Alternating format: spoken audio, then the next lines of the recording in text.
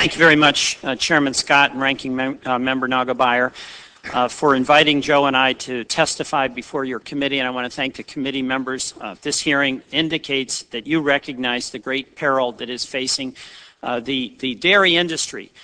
In Vermont, our dairy farmers are the best among us. And throughout Vermont's history, dairy's played a vital role in shaping our state's economy, its infrastructure, its culture, and its landscape. And for just as long, dairy farmers in Vermont have labored in an incredibly challenging industry with extraordinary economic risk and uncertain reward. We know the volatility in milk prices has long plagued our farmers, but today the crisis is like it has never been before. The prices have fallen to record lows, even as production costs, as you know, have risen to record highs, and it's pushing scores of farms out of business. In the past 5 years alone, Vermont has lost 250 dairy farms. 32 of those farms have been shuttered since the start of this year alone.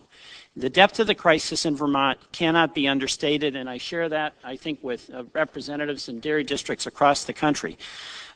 Our state's dairy industry is literally on the brink of collapse. With the dairy representing 70% of Vermont's agricultural economy, we could very well see a wholesale failure of our entire ag infrastructure, forcing out of business feed dealers, equipment suppliers, processing plants, farm creditors, and many more. You know, the human cost of this economic tragedy can be seen in the cases of folks like Bob and Beth Kennett. They purchased Liberty Hill Farm in Rochester, Vermont, a little ways from where I live in Heartland. They bought it 30 years ago, and they've watched as neighbor after neighbor has shuttered their farm and sold off their herds. 50 farms populated the upper White River Valley community by the Kennetts in 1960. 11 remained in 79, and today the Kennetts are the only family still left in business. And like many Vermont families, the Kennetts had hoped to pass their farm on to their kids, Tom and David, who were raised at Liberty Hill, and both earned college degrees in agriculture before moving back to Rochester to raise their own families on the farm. And together, the Kennetts expanded their operation from 50 to 120 cows and pursued innovative strategies. They're very, very smart, like opening an agritourism guest lodge. But despite their efforts, their hard work, their know-how, the family now finds itself saddled with loans and losing money with literally every passing day.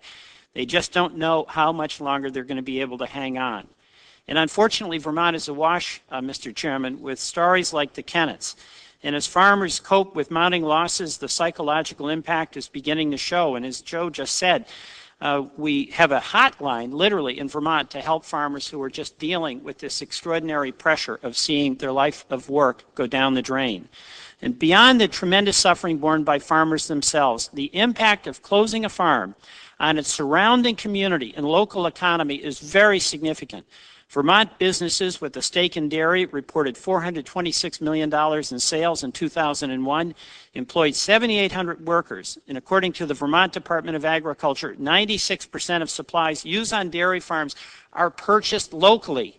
It's the way we're going to get our economy going again. Saving Vermont's and New England's dairy industry will require immediate action and long-term reforms. The most immediate assistance we can provide dairy farmers to survive the current crisis is a milk income loss contract increase. And this program in this committee, of course, was instrumental, very instrumental in getting it passed, helps provide a cushion when the price of milk goes way down. And with farmers now spending about $19 in Vermont to produce a hundredweight, getting paid less than $12 for every hundredweight, milk payments between $2 and $3 are simply not enough to keep them afloat. And I've been working with many of my colleagues, including Mr. Courtney, about seeking an increase in milk payments to get us through this temporary crisis. The Northeast Association of State Departments of Agriculture wrote to Congress in April asking that we raise the milk payment from 45% to 79% and revisit the current cap of 2.9 billion pounds of annual production. I support this proposal as a short-term solution to help put money back in the pockets of farmers until prices increase.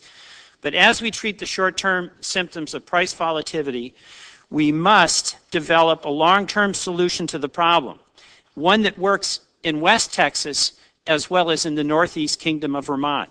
one that works for a 5,000 cow farm as well as a 100 cow farm. We've got to find what is common in the interest of these farmers in its price stability.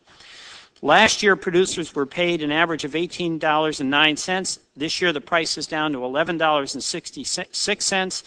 These constant price swings make dairy farming a challenging and sometimes impossible enterprise. And most producers I have spoken with have candidly told me that they would rather make less during the boom years in exchange for price stability. And the question I think many of us asked was posed by Mr. Courtney.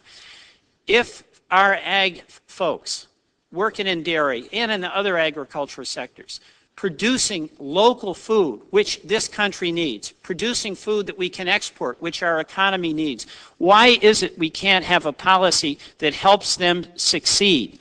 Why is it that we can't have a policy where we provide short-term aid when through no fault of their own, these are the hardest working people among us, when through no fault of their own, they get savaged by the collapse in the price. And if we can do it for Wall Street, and we should, when that's necessary to keep the economy going and protect the middle class, we can certainly find a way to do it for our farmers. Once again, I thank this committee for holding this hearing. I really do. This is the most important hearing that is occurring this day in Congress. And Mr. Courtney and I want to work with you and Mr. Peterson to see what it is we can do to help our farmers, our dairy farmers, get through the short-term crisis and then have a policy for the long term that's going to make it possible for our dairy farmers, large and small, to be successful. Thank you very much.